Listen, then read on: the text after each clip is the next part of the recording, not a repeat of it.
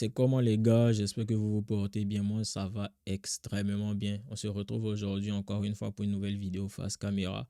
J'espère que le concept vous plaît, j'espère que vous appréciez, vous adhérez. Si c'est le cas, n'hésitez pas à me mettre un petit commentaire, à liker la vidéo. Et si tu n'es pas encore abonné, c'est le moment de le faire. N'hésitez surtout pas à partager aussi mes vidéos à vos proches, à vos amis qui ont potentiellement besoin d'entendre ce que je dis. Ça pourrait leur être utile et en plus vous contribuer au développement de la page. Sans plus tarder, nous allons aborder le sujet du jour qui est l'échec. Depuis tout petit, on te fait croire que l'échec c'est quelque chose qui est mauvais. C'est pas bon. Tu ne dois pas échouer. Les derniers des classes sont les plus mauvais. Les derniers des classes sont à bannir. On te compare toujours au premier. Et souvent même tu as de bonnes notes. Mais on te dit tu dois être le premier. Le problème de la société, c'est qu'on te forme à travailler dans un système, dans une société. Certes, l'école t'instruit, mais à un moment donné, il faut comprendre que l'école t'instruit pour t'intégrer au système. Se réveiller chaque matin à 5 heures, aller au travail, être bien fatigué, rentrer à 17 heures, n'avoir que du temps pour manger, regarder TikTok ou les réseaux sociaux et par la suite dormir vers 22 heures, 23 heures et rebelote toute la semaine pour avoir un seul mois de vacances par an. C'est-à-dire que si on prend chronologiquement la vie d'une personne basique, standard, cette personne va commencer par la maternelle, ensuite l'école primaire, après le collège, le lycée, puis l'université. On sous-entend qu'à 25 ans, la personne a terminé ses études, mais ça ne s'arrête pas là. Après ça, cette personne doit rentrer maintenant dans la vie active, la vie professionnelle. Et c'est à ce moment-là que la vraie routine et ce pourquoi l'école t'a formé commence. Tu vas passer maintenant par le processus que j'ai énoncé tout au début et ta vie ne sera que souffrance, misère, tu seras malheureux. C'est-à-dire que quand tu arrives à cette étape où tu as fini tes études, tu te fais embaucher par un employeur qui est beaucoup plus riche que toi, vu que tu travailles pour lui, tu sers à l'enrichir. Tu vas travailler 11 mois dans l'année pour te reposer un mois. Tu fournis 11 mois de travail pour seulement un mois de réconfort. Je ne sais pas vous, mais cette vie-là ne me convient pas, elle ne me plaît pas. Mais pourquoi plusieurs personnes n'arrivent pas à sortir de cette routine-là? C'est pour une raison très très simple. La peur de l'échec. La peur de faire différemment par rapport aux autres. La peur de briser les règles. Si tu as peur de briser les règles, forcément que tu vas te comporter comme toutes les personnes lambda de ce monde. Je fais mon école maternelle, je fais le primaire, après je fais mon collège, mon lycée, l'université, je trouve un job, je suis payé, mais bon, c'est pas ouf, mais ça me convient, je vais faire avec. Je vais me réveiller chaque matin pour aller dans un emploi, un job qui ne me satisfait pas pleinement. Je rentre à des heures tardives, je ne peux pas profiter de mon temps et quand je veux profiter, je n'ai qu'un seul mois pour pouvoir profiter. C'est ça cette vie-là. C'est cette vie-là que plusieurs mènent. Pourquoi? Parce qu'ils n'ont pas l'audace de faire autrement. Ils n'ont pas cette vision, cette capacité de se dire ma vie doit changer, ma vie ne peut pas ressembler au système lambda. Ils n'ont pas cette capacité de se dire c'est pas la vie faite pour moi, c'est pas la vie que je veux pour moi et pour mes progénitures. J'aspire à plus parce qu'ils sont renfermés dans ce que la société leur a dicté. Tu dois aller à l'école, tu finis, tu trouves un emploi, tu es payé et c'est fini. Ta vie s'arrête là. Tu travailles pour quelqu'un. Tu sers à maintenir un certain système. La raison de base, c'est la peur de l'échec. Parce que dès petit, on te fait comprendre que l'échec, c'est pas bon du tout. Alors qu'il y a quelque chose de bien dans l'échec. Il y a quelque chose de super essentiel même dans l'échec. C'est que l'échec te permet de rebondir. L'échec te permet de t'adapter à la situation. L'échec te permet de comprendre pourquoi ça n'a pas marché pour ne plus reproduire les erreurs du passé. On va prendre un cas concret très très très simple. Tu peux avoir une personne qui a tout réussi dans sa vie et tu peux avoir une autre personne qui a totalement échoué dans tout ce qu'elle entreprenait. À votre avis, si ces deux personnes montent une entreprise, on va dire qu'ils sont dans le même secteur d'activité, leurs entreprises respectives ont la même valorisation boursière. À votre avis, de ces deux personnes, qui aura la capacité de rebondir si jamais leur entreprise font faillite? Qui? La personne qui a connu que des réussites, qui est au plus haut, ou cette personne qui a commencé par des échecs, qui a continué à persévérer, qui aujourd'hui est au sommet et qui doit à nouveau faire face à un échec? Qui pourra se relever? C'est pas du tout la personne qui a connu que des réussites. Parce que la personne qui connaît que des réussites est dans un confort. Cette personne-là, elle se dit pas qu'elle va échouer puisqu'elle a l'habitude de réussir. Mais la personne qui a déjà échoué comprend la difficulté d'être au plus bas. Elle est déjà passée par là. Donc, ce n'est qu'une répétition. L'échec te permet de te perfectionner à chaque fois que tu es face à un obstacle. Pourquoi? Parce que tu apprends de chaque échec. Et ça, c'est pas systématique. Je tiens à te rassurer, je tiens à mettre les points sur les i, les barres sur les t.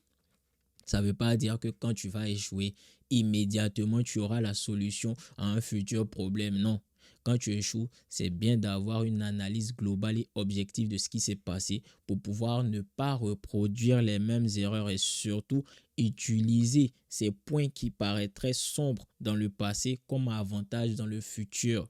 Tu te sers de tes échecs pour mieux aborder tes projets futurs.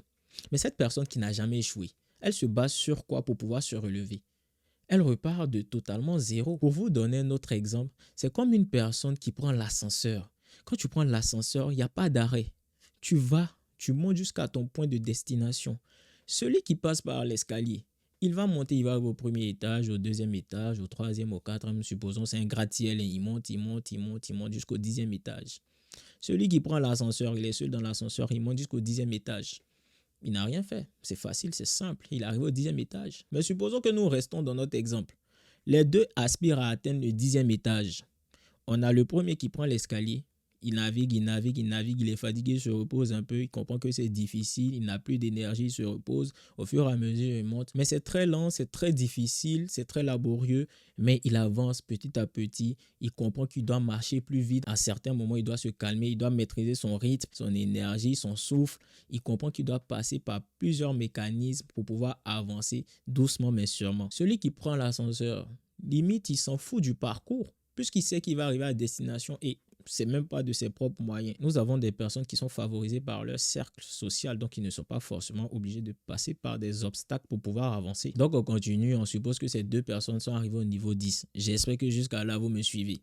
Ces deux personnes maintenant souhaitent arriver au niveau 15. C'est toujours le même procédé. L'autre personne prend les escaliers doucement mais sûrement, l'autre décide de reprendre l'ascenseur.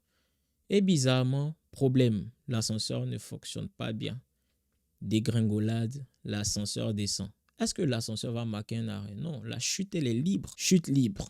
La personne descend sans arrêt. C'est pas possible. La personne se retrouve en bas, au pied du building.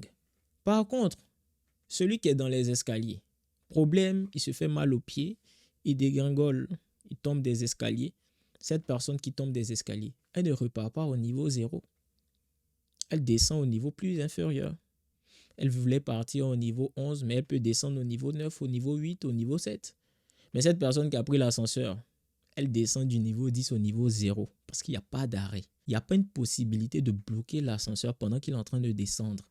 Il y a un dysfonctionnement, c'est mort.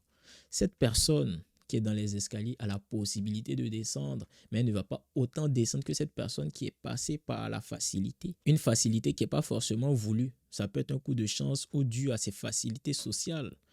Mais n'empêche, l'échec va te permettre de rebondir plus facilement que quelqu'un qui a connu que des victoires, que des réussites.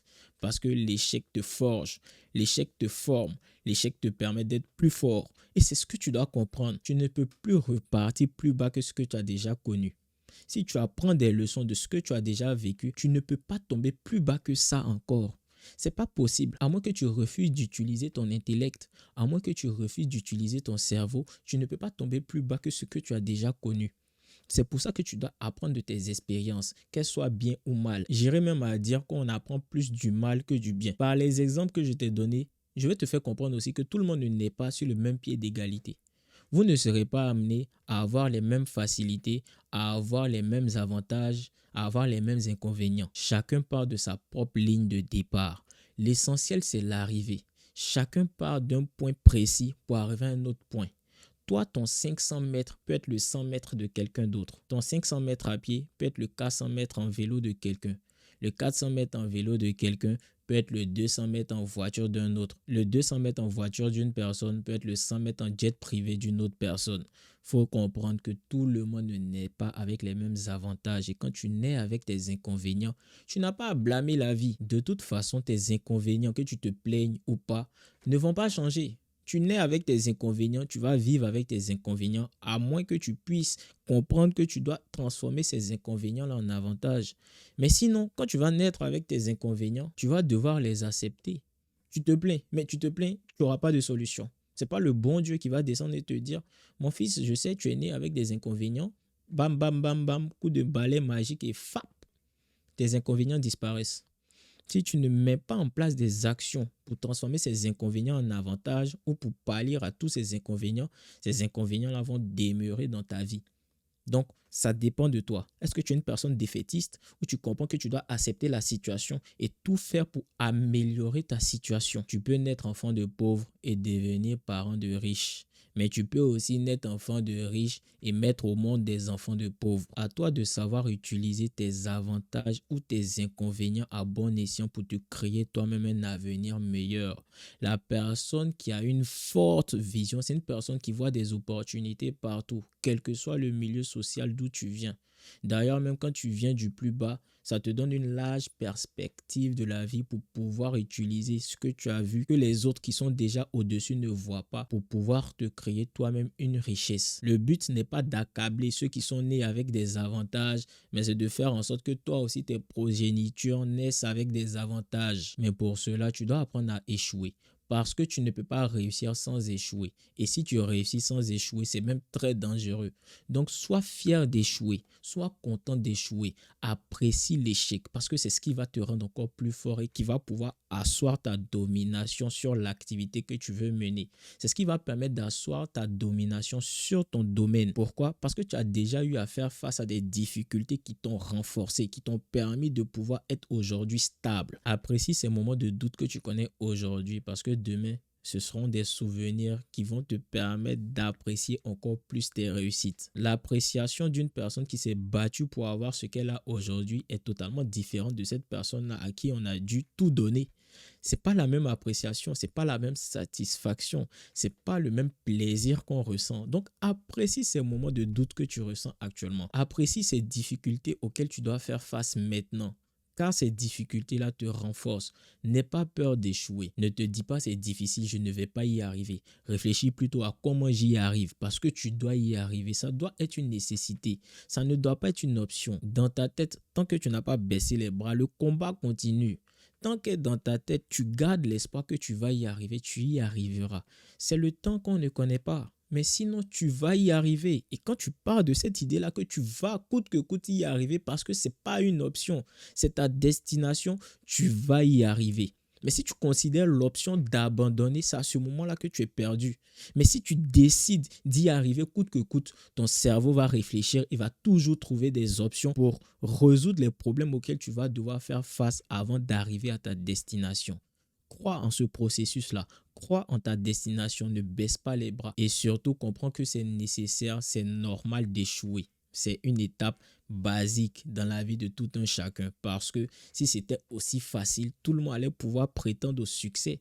La réussite que tu veux avoir, tout le monde ne peut pas arriver à cette réussite-là. Si plusieurs échouent et abandonnent, c'est parce que justement, tout le monde n'a pas la capacité à ne pas baisser les bras et continuer à essayer d'avancer. Donc, sois fier de continuer à avancer pendant que les autres arrêtent. Sois fier de continuer à avancer pendant que les autres décident de laisser tomber. Tu ne dois pas laisser tomber. Tu dois croire en toi. Tu peux le faire. Tu dois te donner les moyens de le faire. Tu dois apprendre, comprendre, essayer d'avoir les compétences et connaissances pour y arriver. Et si tu es réellement convaincu par ce que tu fais avec de la détermination, l'échec ne peut être en aucun cas un frein. C'est juste une étape, c'est juste le processus normal. Eh bien, je pense que tout a été dit. J'attends vos avis en commentaire. N'oubliez pas, il y a un lien pour vous dans ma description si vous voulez aller plus loin et vous développer grâce à des conseils encore plus poussés. On se dit à la prochaine. Prenez soin de vous.